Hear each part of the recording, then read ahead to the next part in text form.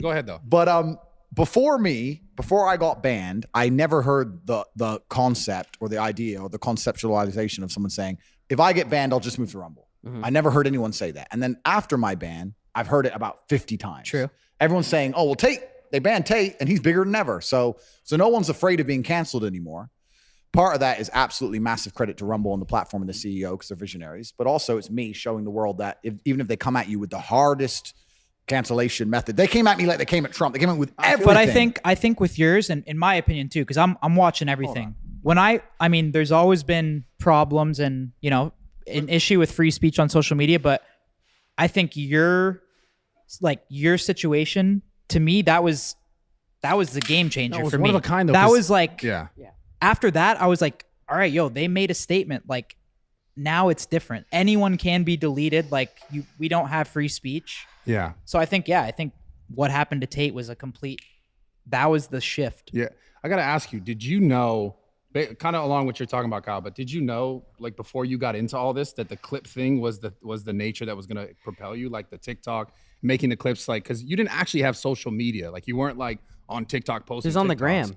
He wasn't really on the gram. Like, his content was like crazy explosive on The TikTok. IG was just to You probably had get an DMs IG, from girls. But and were shit, you right? like aware that TikTok was going to be that thing that was going to explode you to that level? Because we just talked about now you're off of it. And that's what I'm saying. Your case is unique because you are a person that, like, even prior to like your popularity on Instagram or those other platforms, you had popularity amassed from your audience that was like sharing your content.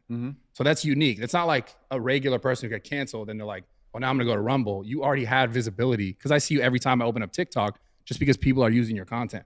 So was that a part of your plan? Yeah, I'm a decentralized brand, right? So even thanks. And tell the Shisha guy to bring it. The sheesh would be clutch. The sheesh man. Is that his only role? Shisha man. Yeah, he comes here every night and he makes shisha. Bro, that'd make the pod. Yeah. That's dope. So yeah, I'm kind of decentralized now. You can't ban the idea, right? Yeah. And they've made a martyr of me. We attacked absolutely every platform. When we put together our plan, it wasn't just a matter of attacking TikTok, although it's been super effective. We attacked every single platform. We did it professionally. We did it completely and utterly and compendiously, and we did very, very well. But yeah, they tried to ban me or my accounts, but it made absolutely zero difference. Yeah, I noticed that. You're right. Most people are not in that scenario. There's been a lot of marketing studies and a lot of people who have done podcasts now who are talking about the Tate method and how I did it and saying that they're going to replicate it, et cetera. But no one can truly, I don't think, replicate what we did because one, they don't understand the secrets of it. And two, even the surface level things, which I'm open to talk about. I can produce a lot of content and I can do it by being an interesting person who just talks. And that makes me in a unique position in social media, right? So like if you look at, because Mr. Beast actually, Mr. Beast just said that. Mr. Beast did a part on me and he said, yeah, you can do a podcast, you chop it up, then he's all right, it's cool. The reason in my business philosophy and my life philosophy is that efficiency wins, right? If I had to get in a fight in a boxing match, and I had to box someone, I had to be as efficient as possible. Yeah. In the Kung Fu movies, when you see a guy doing a backflip to dodge a punch, the reason you don't do that is because it takes more energy to do a backflip than does throw a punch. So you're going to lose in the long run, right? You have to be as efficient as possible. For me to get 10 million views, I have to sit down and tell the truth. For him to get 10 million views, he needs to build a house and get fucking this and money and da-da.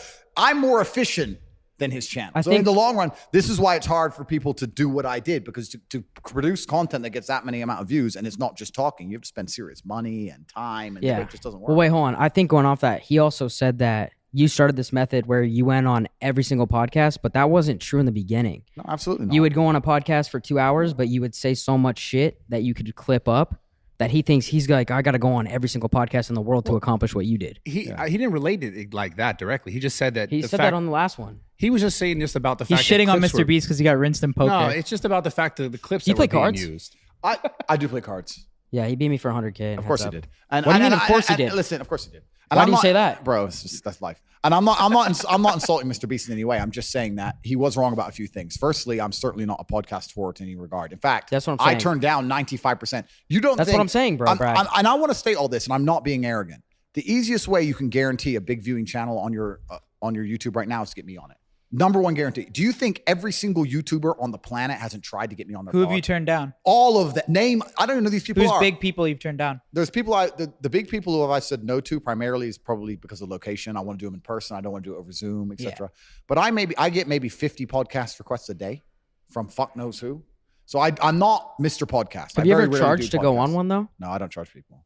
I allow you all to enjoy the monetization of the millions of people I'll bring you for free because I'm a charitable man. I'm very generous and nice. My house is big enough.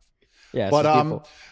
Yeah, so that's the first thing he's wrong about. And secondly, yeah, you have to sit there in that podcast and you have to give 2 hours of fire. You have to give genuine value. And that means you have to live a life worth living and you have to have interesting stories and struggle and blah, blah, blah. And that's the hard part, right? That's the real part behind it.